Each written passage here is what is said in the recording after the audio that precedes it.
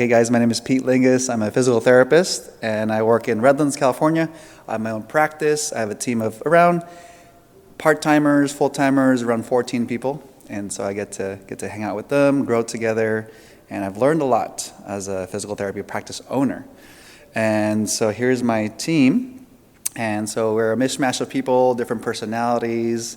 We have physical therapists, we got physical therapy assistants, we have trainers, we have aides, and so it's a whole team effort, and just really blessed to be able to provide the help. So we focus a lot on the active population, so we see like athletes and runners and whatnot. So a little different than inpatient, but this is definitely the outpatient sports realm. So part of the reason why I was asked to share is partially because of my experience with as a PT owner.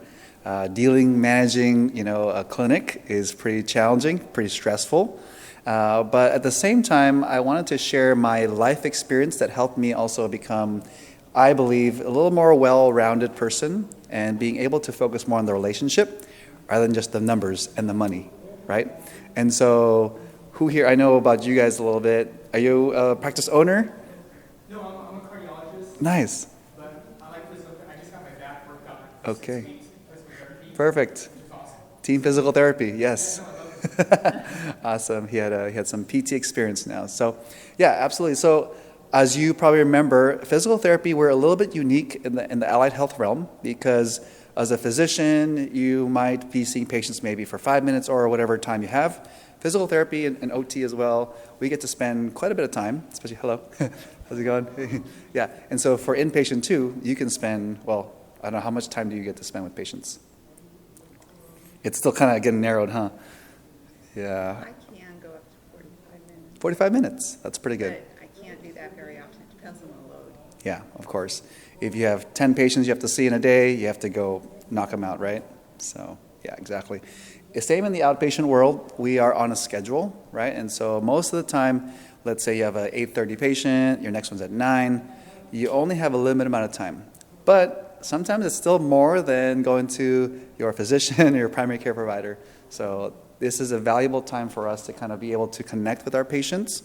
And so what I found with my journey, my life journey, allowed me to be able to connect with my patients better. And so this is kind of a story plus a little bit of a talk and a lecture on the specific things about attachment theory and just ways that we can help improve our own emotional tank and our spiritual tank as well. And so some of you may or may not be practice owners or directors or managers, but I'm sure you deal with people. And so what do you think is the main causes of stress for anyone that works with people? What do you guys think? And you can read it too, but that's like the poll that they took. Of course, the financial side. As the owner, you are responsible to keeping the doors open and paying the bills and paying your staff. So that comes with a heavy burden. And I'll share a story later about how that really impacted me from the financial side of things. You can also see the future. Like, where is this company going? What's happening to the landscape of the profession, whether it be medical insurance reimbursements are going down. Should I go cash pay? Should I focus on certain other things? There's a whole dilemma. And so that's also someone that has to make decisions. They have stresses that are involved with that, right? And so more and more studies are talking about, and especially with social media and the advent of just sharing more information, mental health is becoming a bigger deal, right? And so obviously some people have their own personal walks with their own therapist. Some people have different friends that you can share with. And so whatever your avenue is to kind of handle and manage and grow and work on your mental health to keep it healthy, that's kind of the big idea. You have a lot of stress, let's try to manage it through these avenues. And so, yeah, you don't have to take notes or anything unless you want to.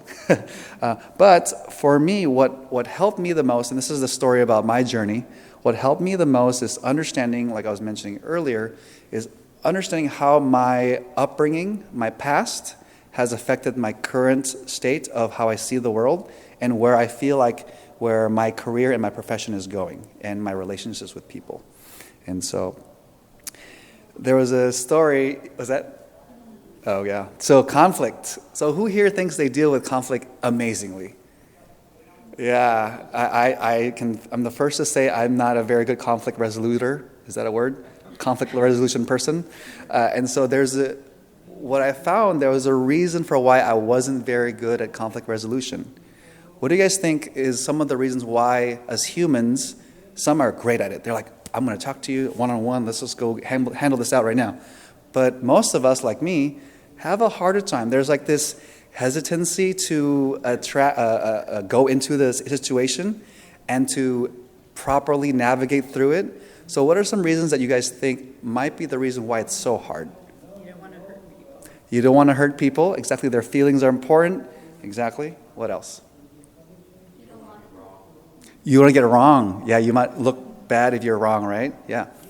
You don't want it to escalate even further. Yeah, I think for me that was the big thing. The escalation of the conflict makes it worse, then you feel worse, and then it's just a bad thing. Why even start it if it's going to get worse anyways, right?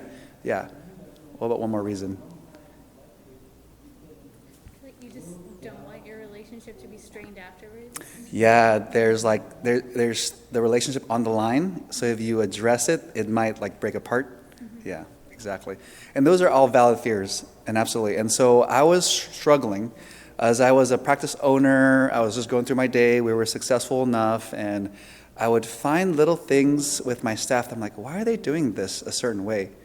But me being the conflict avoidant person, it's like, they'll probably fix it by themselves. Months later, they're still doing the same problem, right? And I was like, why is it so hard for me to address it in a healthy way? And so fast forward to the end of it, now I'm able to at least get into the same room, talk healthily about it, and address conflict in an appropriate manner. So the question is, how do I get from one point to where I am currently and still am working, but how did I get there? And that's kind of the story that I'm going to be talking about today. And so a few things to note is, this is kind of the roadmap. I'll talk about a little bit of my journey as a child, attachment theory, attachment styles. It just means how you relate to other people, how my spiritual worldview changed drastically in my 20s, and how I deal with the world now in my 30s.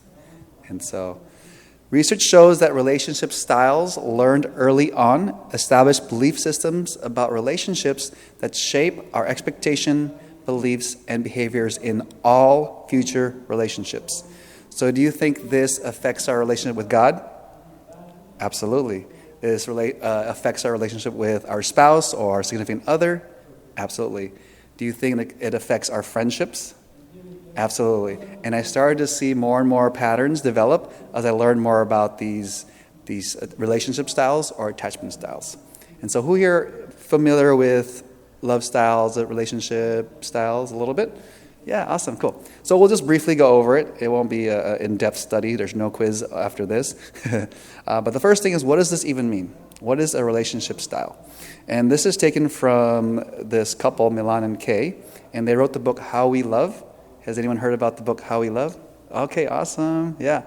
If you haven't, I would look it up. If you're hoping to learn more about attachment styles, hoping to really improve your relationship with people, and also your relationship with God as well. And it's a Christian book as well. So, okay.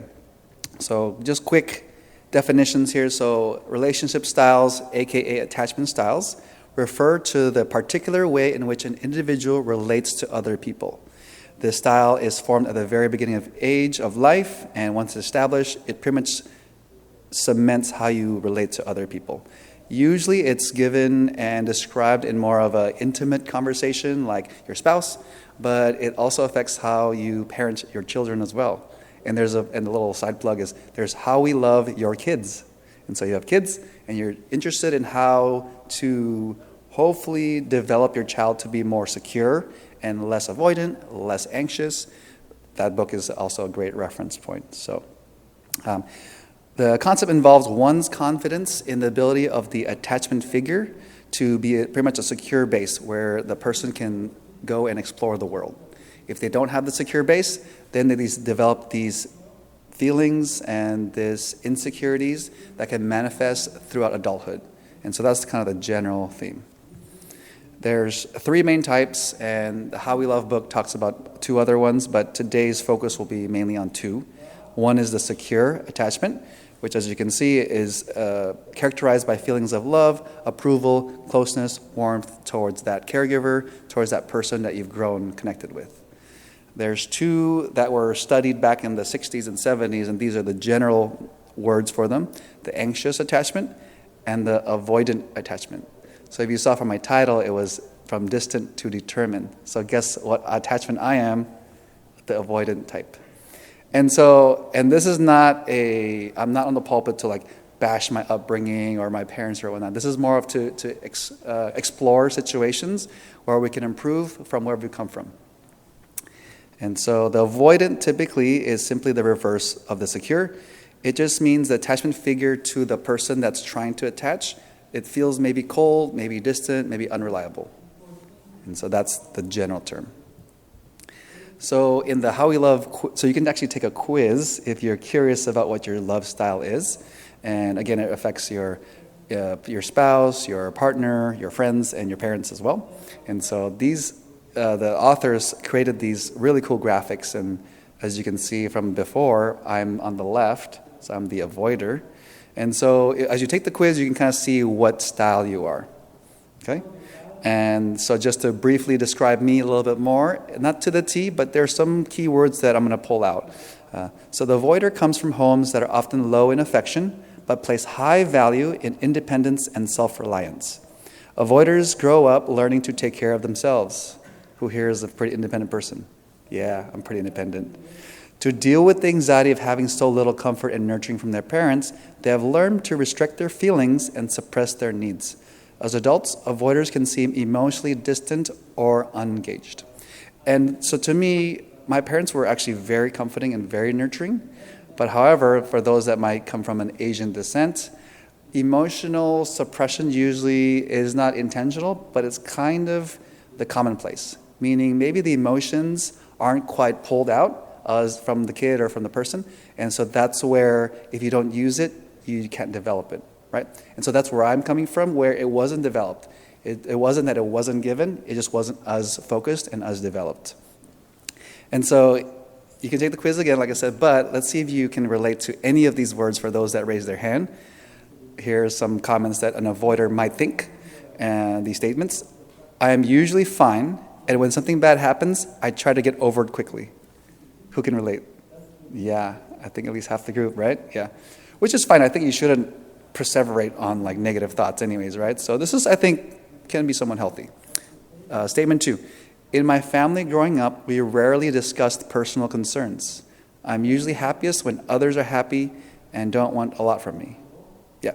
And so to me, I would hear stories growing up about my parents telling me about certain things that have happened more factually, but I didn't, to my recollection, remember a lot of navigating emotional concerns, emotional situations, and pulling out certain points for me to kind of reflect as well. And so again, for me, it was more underdeveloped. The second thing about the happiest thing is, who can relate to that? I'm usually happiest when others are happy and don't want a lot from me. You're just giving. I don't need a lot, I just want to give, right? So that's also a characteristic of the anxious type 2, but they're both pretty similar in that regard. The last one I want to focus on is, I don't really think about my own feelings and needs very often. Who can relate to that?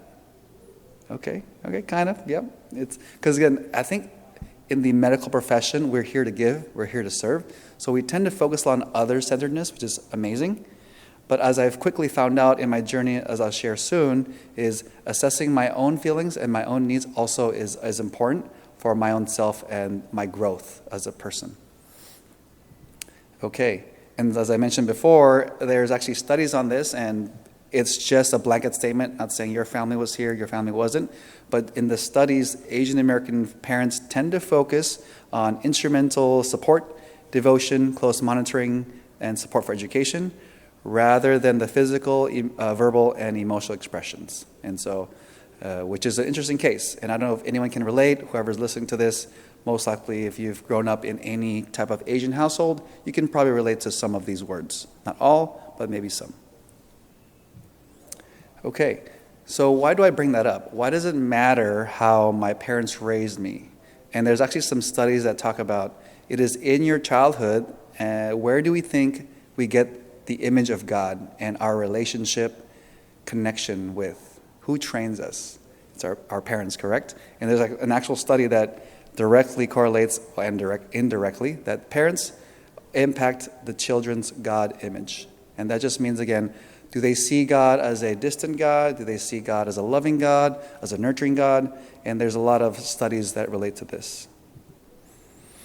And so that was a quick rundown of the attachment theory. As you guys know now, I tend to be more avoidant in nature, and I'll just give you a quick rundown of where I came from. So I was born in Thailand, mainly grew up in Indonesia. Who here has been to Indonesia, Southeast Asia? No? Okay, good place to visit. But as you can imagine, in Southeast Asia, the common focus is harmony. The common focus is connection through time, through giving, and the big focus isn't quite on the emotional aspects, right? And so whether your parents raise you a different way, that's amazing. I think for the general population, it's just not as focused. And so as I moved to the United States when I was around 10 or 11, that's when I started to see a small disparity of parenting styles.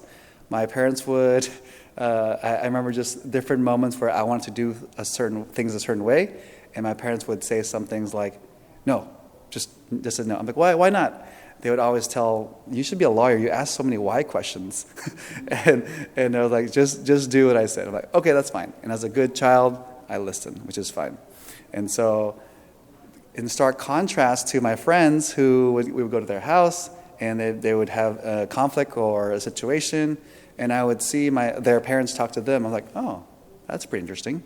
So a little bit different of a style. And I'm not saying one's better than the other, because I think a blend of both is very important, right?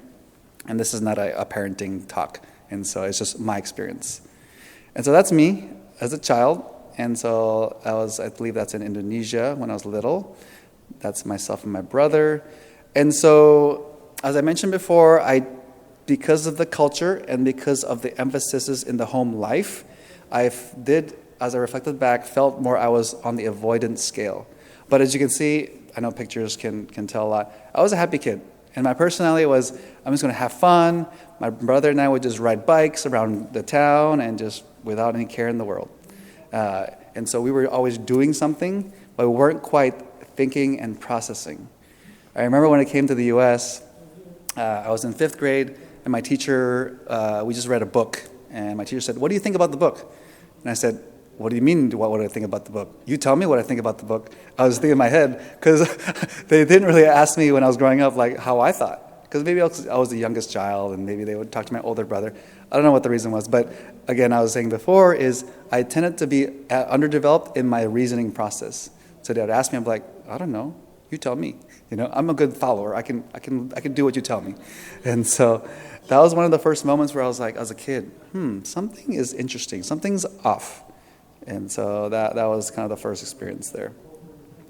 And so as I said with everything, as an adult, I looked back into my child and I asked myself this question, based on as I learned about the attachment styles.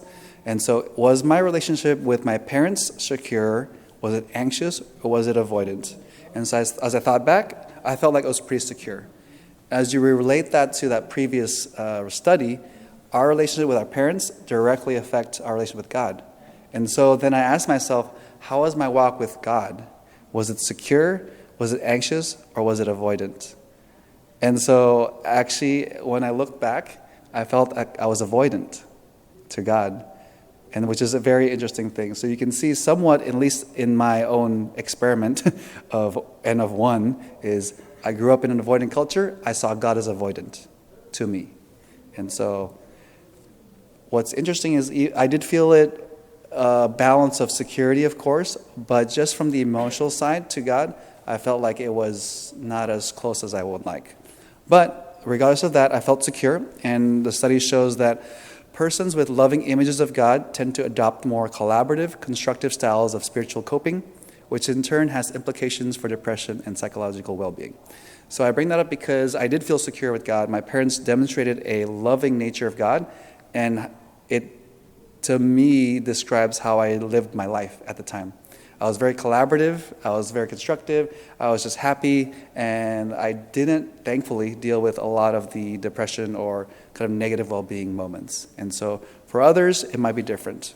And so that's kind of the main idea there. And so now, as I've shared mine, I want to hear from you guys. As a child, how do you think your relationship was, based on what I've given you as a little attachment theory review? Do you feel like your relationship with God as a child, was it secure, was it anxious, or was it avoidant? Yeah, you can answer. There's a mic there too, but I can just repeat what you said, so you can stay in your chair. What do you guys think? Have you guys considered this? As a child developing, how you and God, how were you guys? I didn't know what, I knew about attachment theory, but I didn't know which one I was. I had a hard time figuring that one out. And then I realized in like this friendship that I had, it really brought it out. It's always brought out in relationship with another person, and it brought out my, like, the avoidant side of me.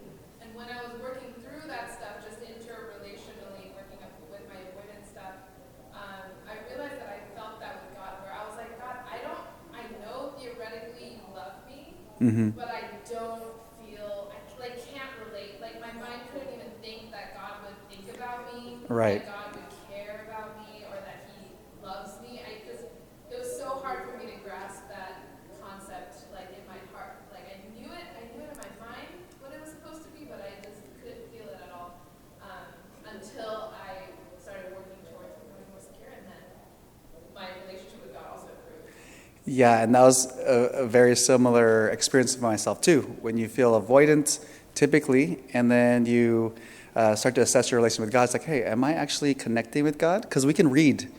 We've been told, pray, read your Bible every day, right? We know how to do that logically, but when we do it, are we actually connecting? And I think that's a little bit, at least in my upbringing, was slightly not focused on. And so that's kind of where I wanted to really focus on that, because I felt very much a need at my current walk. Anyone else? How was your relationship with God as a child? Any of you are secure? That's great. It hopefully should be. And if it was secure, how would it feel? How would it look like? How did it manifest itself in that relationship with, as a child? You're this child, God was with you. How did it look? I guess for me, like I wouldn't say mine is secure, but like over time, similar to kind of her story, I would say like I'm a bit of a mix of the anxious and avoidant, because that's another attachment style as well. Yeah. And I did notice that when I started to kind of work towards a secure attachment, I saw a shift in how my relationship with God was. So like previously, like if I did something wrong in His eyes, I would like, just think, oh, like I have to be perfect first before I have to like go to God and then ask for forgiveness and Right. have to do all of these things. But then once you move to a secure stage in your attachment, you can just go to God, and because He's the one who cleanses you of all of your sins, right? Yeah. And you don't have to, like, He knows you're imperfect. That's why, Jesus had to die for us. And Yeah. if you know more of that, then you can just go to the Father or whatever. Right, exactly. Good, thanks for sharing. Yeah, definitely there's a whole blend of attachment types, and our whole point is not to fall into this category and stay there. The whole point is to reach security in, of course, that person, which is God, and your relation with others and everyone around you. Good, thanks for sharing.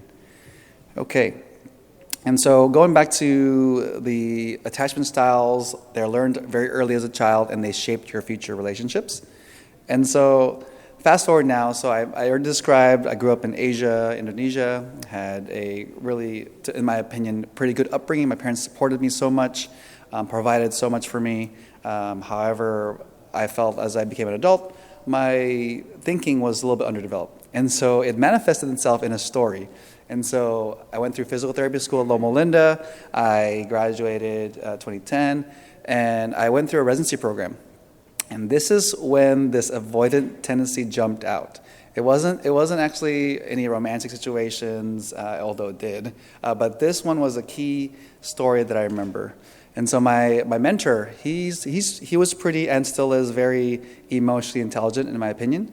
And so I would go see patients, I would interact with them. I felt like I was doing a great job. And then he would ask me, like a few months in, he'd be like, "Do you even care?" And I was like, what do you mean? I do care. I do care a lot. You know, I'm like, sacrificed 3 years, blah, blah, blah. It's like, no, I know what you mean, but do you even care for the person in front of you? And I was like, oh my goodness. And so that made me think. And it made me think about, man, why am I doing the things that I'm doing? Am I doing it because my parents told me to do physical therapy or be a medical person? Or am I just doing this just because I don't even know? I was like kind of like as I was driving, it was like a tail whip. I was like, oh my goodness, like what's happening? But he actually was very gracious, and in my remembrance, I think God allowed that to happen to really just jar me up. And so as I started to realize the reason, what he saw, I'll tell you what he saw. So he would see me treating a patient, but I had like a flat affect. I was like so disconnected. I was just like, yeah, I got this. Evaluate this person's shoulder pain. Done. Oh, I killed it. All right, next. But he wouldn't see what's inside. So I was excited to help them. At least I remember, and I do. Yeah, that's why I was in residency program. But he would just, affect-wise, he wouldn't see a change. There was no real emotion behind it.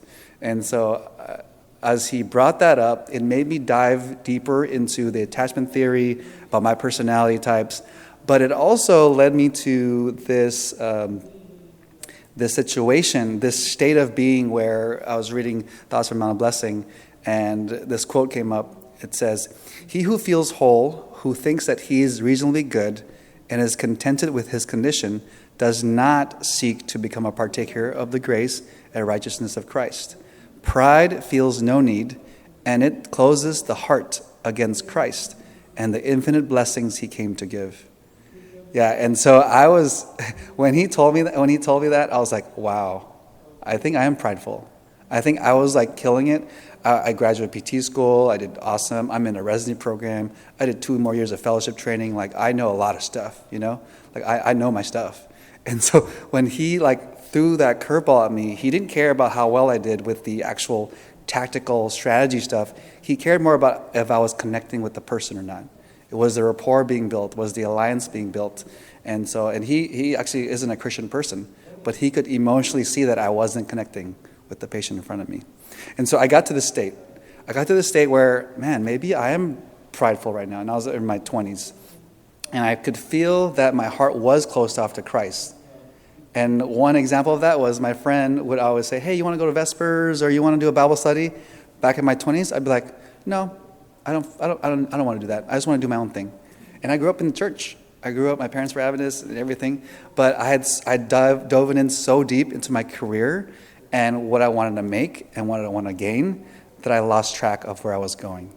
And that was kind of where the state of humility that I had to find. And so that was a big perspective change for me in my mid-20s. And so I decided to take a step back. I learned about attachment theory, learned that I was avoidant.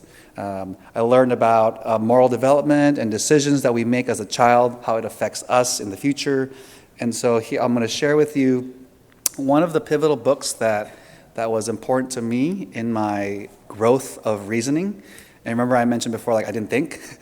And so this book, and as a Christian psychiatrist, he talks about how as a child we're supposed to go through these levels of moral development. And so his main premise is what we think changes us. Our beliefs alter us physically, psychologically, relationally, and spiritually, for good or for ill, just as the Bible teaches. As a man thinks in his heart, so is he. And so I'll briefly go through the 7 levels because I think it's very interesting. Once I grasped this concept, I could understand people and myself so much better. And so it goes like this.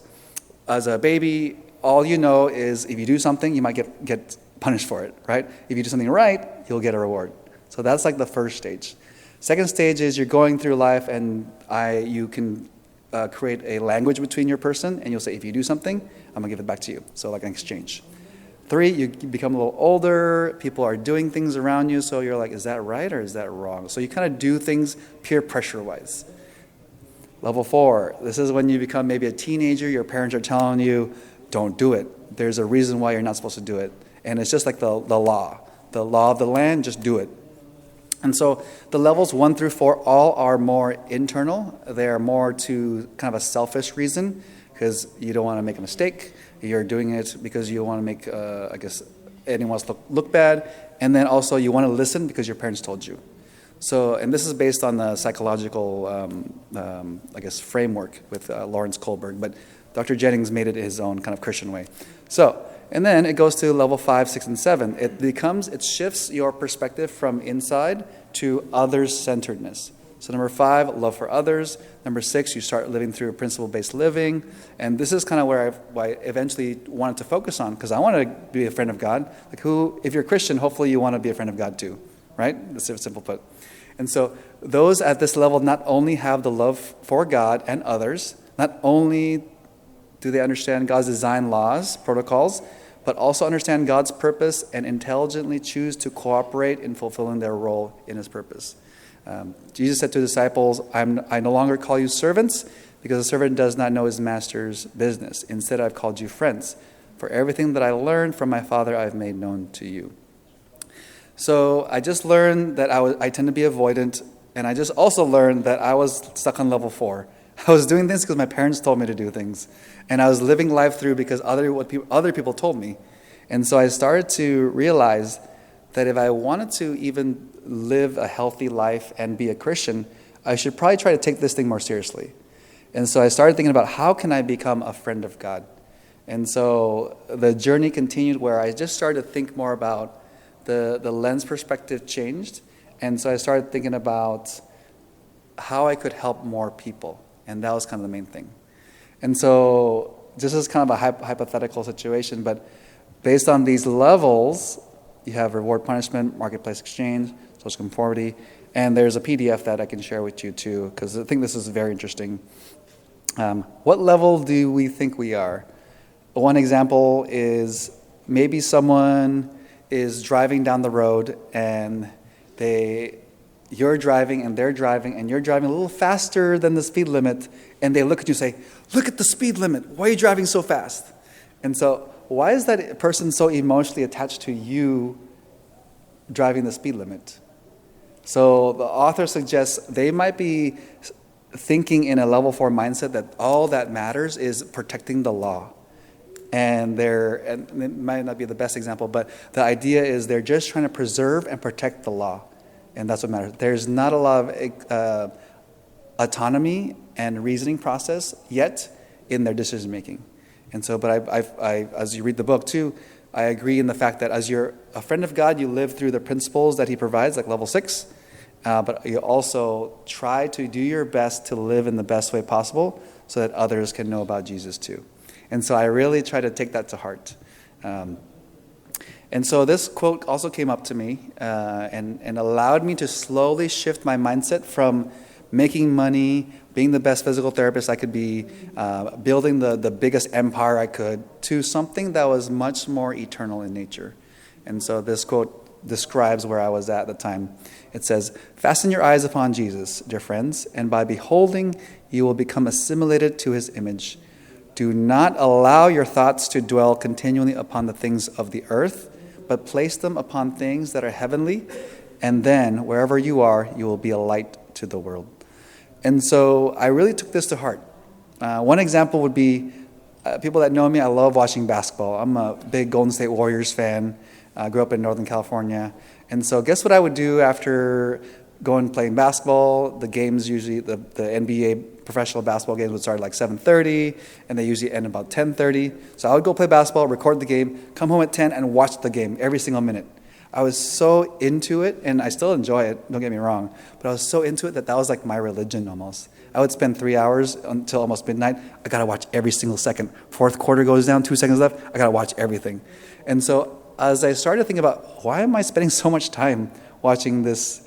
And again, I still love it, but it's not really affecting me with my relationships with people. It's not really affecting me in my day-to-day operations. Maybe I should try to change the way I focus my mind on it. So instead of watching the game, I started reading the books, like God-Shaped Heart. I started reading more devotional books. I just started reading more things that were more spiritually inclined. And so we'll talk more about tips later, but that was kind of the big thing. And the more time I spent not doing the things that I was doing, the more my brain just slowly shifted. It was probably about 2 or 3 years later, I was thinking to myself and thought, oh, I don't feel the urge that I need to do what I was doing, because I'm already doing this. And so the more I allowed my thoughts to dwell on things above the earth, not on the earth, I felt like I was becoming more fulfilled in nature. And so I stumbled upon this verse, which is, I think, pretty powerful, and we'll mention it a little bit. It says, "The Lord God of David, your father, I have heard your prayer, I have seen your tears, surely I will heal you."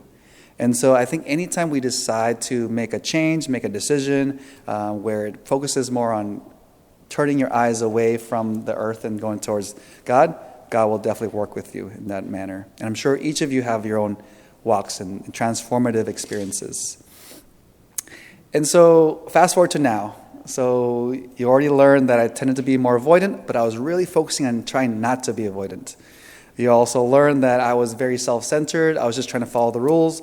But at this point in my career, I was like, okay, I can't just follow the rules all the time. I need to think for myself, think what God wants for me, and really try to live out this life. And we'll stumble upon a lot of left and right turns, right?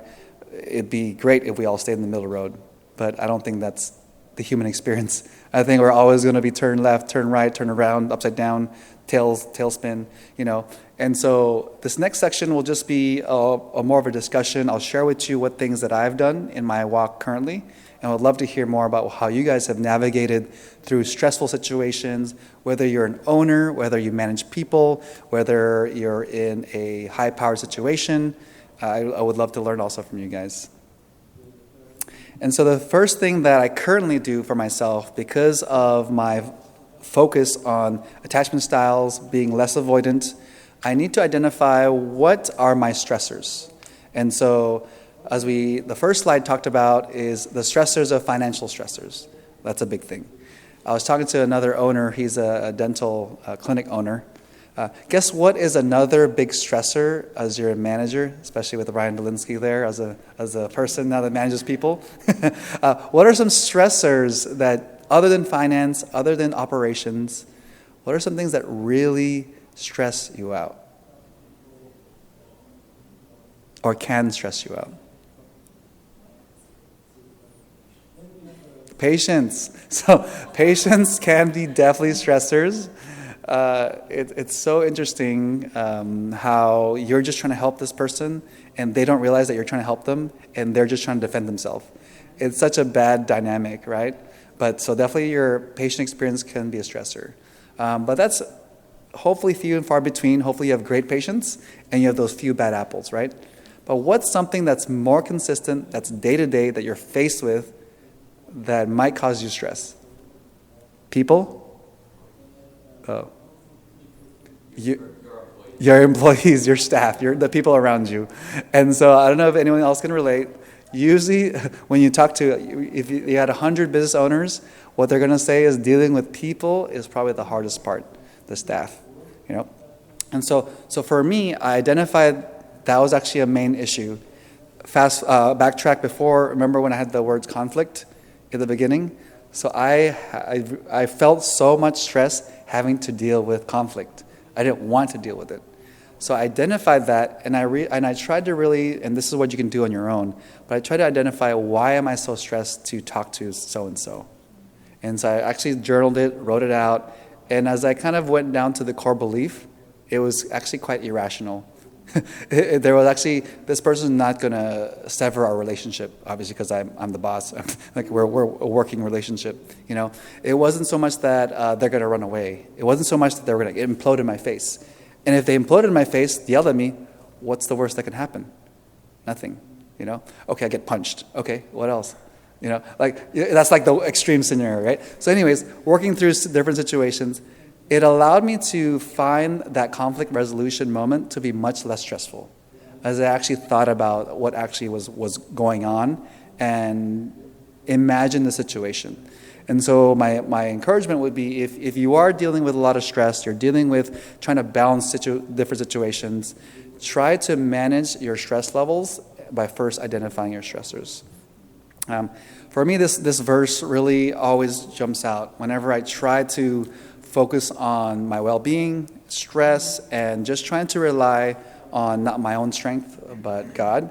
And so this is one of my favorite verses. But for those who wait on the Lord shall renew their strength. They shall mount up with wings like eagle. They shall run and not be weary, and they shall walk and not faint. And so I started to prioritize my own walk with God in the mornings. You know, as people might know me, I'm pretty much of like a habit machine. Like I try to just like do the same thing over and over. I just try to outsource everything because I have so much to do. I don't want to think about anything else. I just want to outsource everything.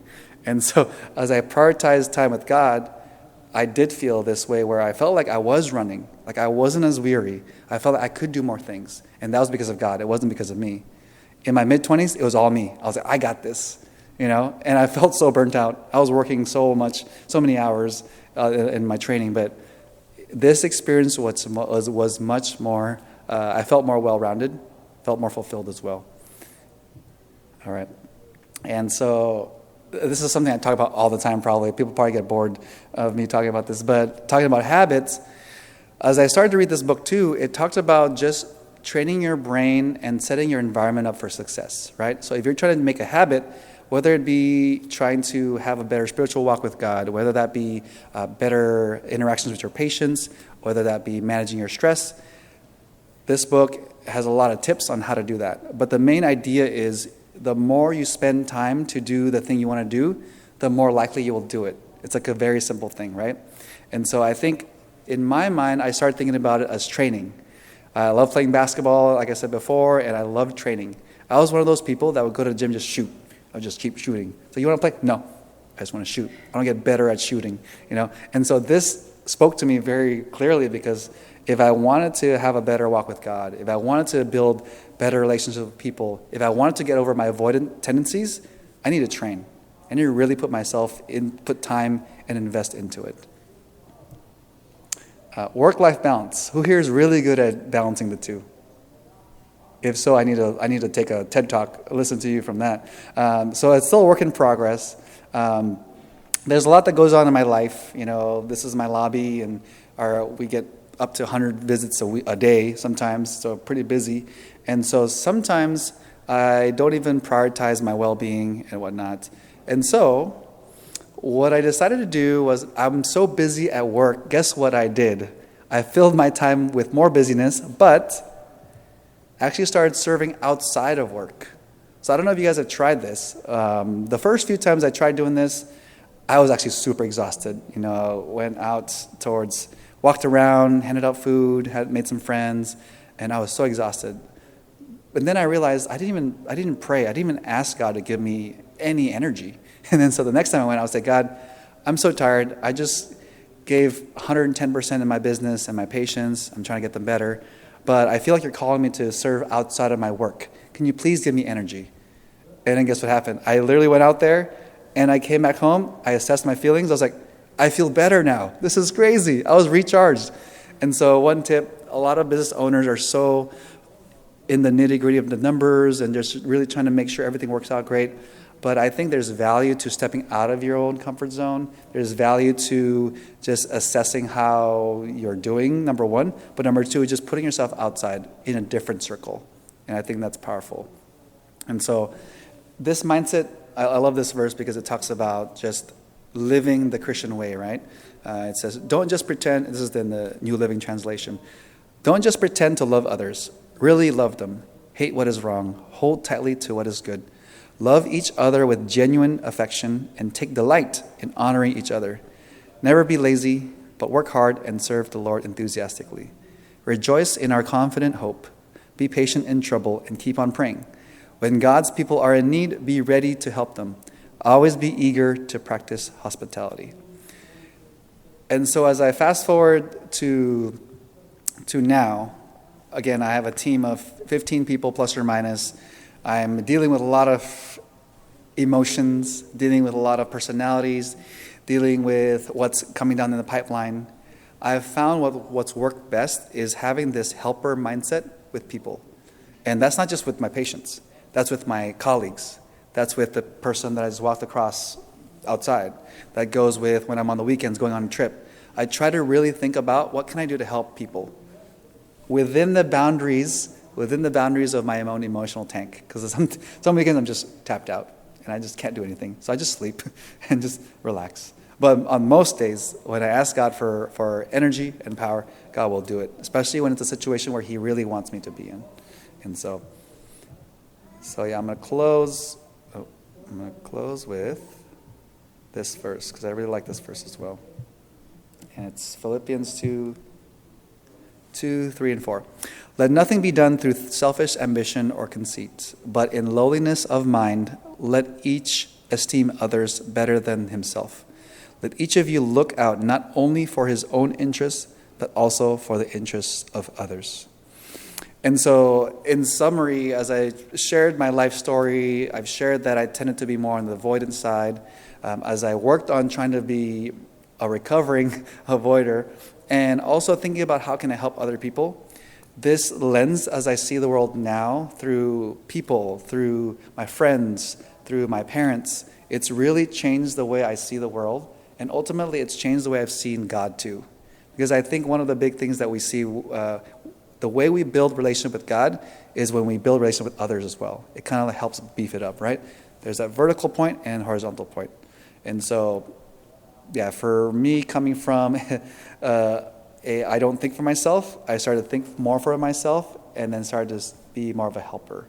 Very simple concept, but I hope that reminds you, maybe your friends, your colleagues, to kind of be in this mindset every day, and I think the world will be a much better place. And also, as an owner, you get to handle stress much better if you're kind of in this helper mindset. So, all right, thank you for listening.